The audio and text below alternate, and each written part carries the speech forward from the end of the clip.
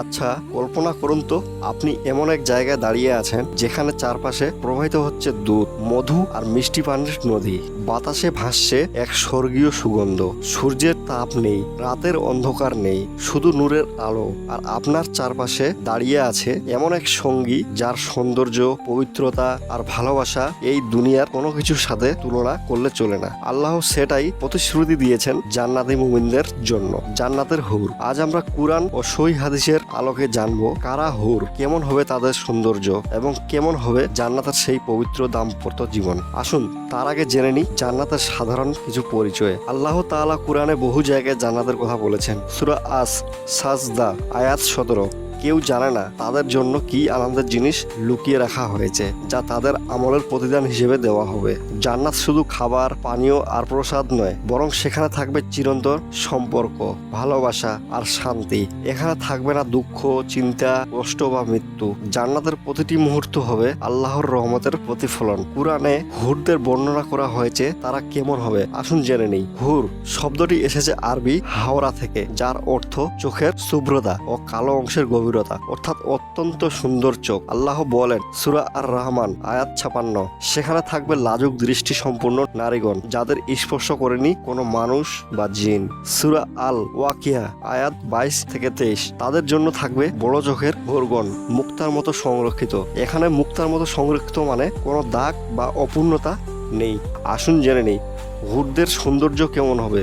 সহিহ হাদিস, সহিহ ও মুসলিমের রাসূল সাল্লাল্লাহু আলাইহি ওয়াসাল্লাম বলেছেন, জান্নাতের হুরের মুখমণ্ডল সূর্যের আলোকে হার মানাবে। তিরমিজির বর্ণনায় এসেছে, তাদের প্রতিটি পোশাক এত শুষ্ক হবে যে ভিতরের অস্থিম সজ্জাও দেখা যাবে, তবুও তা শালীন হবে না। তাদের প্রতিটি পোশাক এত শুষ্ক হবে যে ভিতরের অস্থিম সজ্জাও দেখা যাবে, তবুও তা শালীন হবে। অর্থাৎ তাদের সৌন্দর্য শুধু বাহিরে নয়, ভেতর থেকেও জ্যোতিময়। তারা সর্বদা থাকবে হাসি খুশি, কোমল ভাষায় কথা বলবে এবং স্বামীকে সবসময় খুশি রাখার প্রবল ইচ্ছা থাকবে। জান্নাতি সম্পর্ক কেমন হবে? এই দুনিয়ার চেয়ে কি আলাদা? আজ সেটাই জানবো। দুনিয়ায় স্বামী স্ত্রীর মাঝে ভালোবাসা থাকলেও মাঝে মধ্যে ক্লান্তি, রাগ, ভুল বোঝাবুঝি হয়, কিন্তু জান্নাতে নেই কোনো ক্লান্তি, নেই কোনো রোগ, নেই কোনো ভুল বোঝাবুঝি। সহিহ হাদিসে এসেছে, জান্নাতের স্ত্রীগণ সর্বদা হাসি মুখে থাকবে, আনন্দময় হবে এবং তাদের স্বামীর প্রতি সম্পূর্ণ বিশ্বস্ত থাকবে।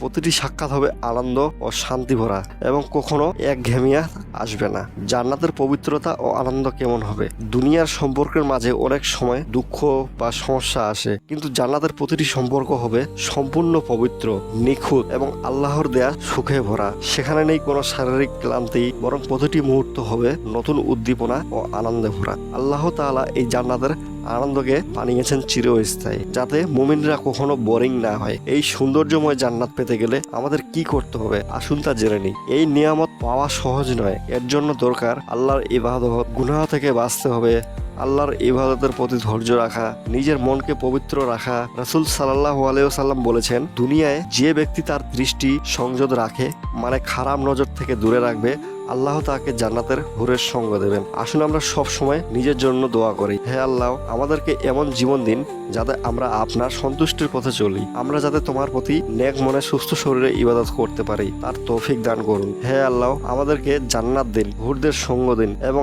আপনার আরশের ছায়া রাখুন। ভাই ও বোনেরা, যদি এই ভিডিওটি আপনাকে প্রেরণা দেয়, শেয়ার করুন যাতে অন্যরাও জান্নাতের পথে আগ্রহী হয়। আর যদি ভিডিওটি ভালো লেগে থাকে তাহলে অবশ্যই একটা লাইক এবং সাবস্ক্রাইব করে বেল আইকনটি অল করে রাখুন, যাতে নতুন নতুন ভিডিওর আপডেট সবার আগে আপনার কাছে পৌঁছে যায়।